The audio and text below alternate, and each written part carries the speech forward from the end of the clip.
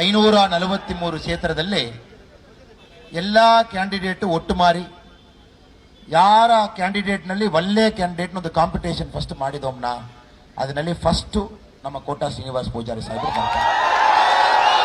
ನಾನು ಒಂದು ಕ್ಷೇತ್ರದಲ್ಲಿ ಕ್ಯಾಂಡಿಡೇಟ್ ಆಗಿದ್ದೀನಿ ಸರ್, ನಾನು ಒಂದು ಕ್ಷೇತ್ರದಲ್ಲಿ ಕ್ಯಾಂಡಿಡೇಟ್ ಆಗಿದ್ದೀನಿ. ನನಗೂ ಒಟ್ಟು ಮಾರಿಯೇ ನಾನು ಹೇಳ್ತಾ ಇದ್ದೀನಿ, 543 ಕ್ಷೇತ್ರದಲ್ಲಿ ಅಷ್ಟು ಒಂದು ಒಳ್ಳೆ ವ್ಯಕ್ತಿ ಉಡುಪಿ ಚಿಕ್ಕಮಗಳೂರಲ್ಲಿ ನಮ್ಮ ND ಅಭ್ಯರ್ಥಿಯಾಗಿ ನಮ್ಮ ಕಣ್ಮುಂಚೆ ನಿಲ್ತಾ ಇದ್ದಾರೆ.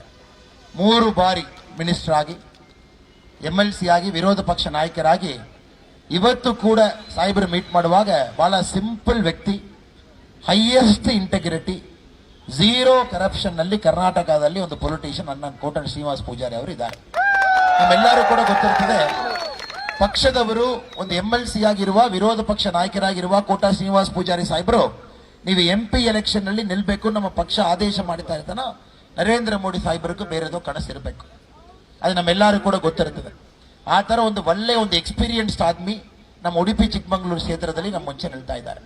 ನಮ್ಮ ಕೋಟಾ ಶ್ರೀನಿವಾಸ್ ಪೂಜಾರಿ ಸಾಹೇಬರಿಗೆ ಇಲ್ಲಿ ಯಾರು ಇಂಟ್ರೊಡಕ್ಷನೇ ಬೇಕಾಗಿಲ್ಲ. ಕರ್ನಾಟಕದಲ್ಲಿ ಒಬ್ಬರು ಇದಾರನ ಸಾಹೇಬರಿದ್ದಾರೆ. ನಾನೊಂದು 4 ತಿಂಗಳ ಮುಂಚೆ ಸಾಹೇಬರು ಬ್ಯಾಂಗ್ಳೂರು ಏರ್ಪೋರ್ಟ್ ನಲ್ಲಿ ನೋಡಿದ್ದೀನಿ. ನಾವಿಬ್ಬರು ಕೂಡ ಕ್ಯೂ ನಲ್ಲಿ ನಿಂತ್ಕೊಂಡು ಫ್ಲೈಟ್ ಬೋರ್ಡ್ ಮಾಡ್ಲಿಕ್ಕೆ ನಿಂತ್ಕೊಂಡಿದ್ದೀವಿ. ನಾನು ಸಾಹೇಬರಿಗೆ ಕೇಳಿದ್ದೀನಿ, ಸರ್ ಒಬ್ಬರೇ ಬಂದಿದ್ದೀರಾ, ಜೊತೆಗೆ ಯಾರು ಬಂದಿಲ್ಲ? ಅವ್ರು ಹೇಳಿದ್ರು, ಯಾವಾಗ ನಾನು ಒಬ್ಬನೇನು ಇಲ್ಲ ಸರ್, ನಿಮ್ಮ ಬ್ಯಾಗಿಗೆ ಹ್ಯಾಂಡಲ್ ಮಾಡ್ಲಿಕ್ಕೆ ಯಾರೋ ಒಬ್ರು ಬರಬೇಕಲ್ವಾ, ನೀವು ಪ್ರೋಟೋಕಾಲ್ ಏನು ತಗೊಳ್ಳಲ್ವಾ, ವಿರೋಧ ಪಕ್ಷ ನಾಯಕರಾಗಿದ್ದೇನೆ, ನಾನು ಯಾವಾಗಲೂ ಪ್ರೋಟೋಕಾಲ್ ಯೂಸ್ ಮಾಡಲ್ಲ, ಇದೇ ತರ ನಾನು ಯಾವಾಗಲೂ ಇರ್ತೀನಿ. ಅದೇ ಸಾಹೇಬರ ಸ್ಟ್ರೆಂತ್. ಕೋಟಾ ಸಾಹೇಬರ ಸ್ಟ್ರೆಂತ್ ಏನು, ಒಂದು ಸರಳ ವ್ಯಕ್ತಿಯಾಗಿ, ಒಂದು ಸಾಮಾನ್ಯ ಮನುಷ್ಯರಾಗಿ ಯಾವಾಗಲೂ ನಮಗೆ ಸೇವೆ ಮಾಡುವುದು ಮಾತ್ರ ಉದ್ದೇಶವಾಗಿರುವ ಒಂದು ಒಳ್ಳೆ ಮನುಷ್ಯಕ್ಕೆ ನಾವೆಲ್ಲರೂ ಕೂಡ ಇಲ್ಲಿ ನಿಲ್ತಾ ಇದ್ದೀವಿ.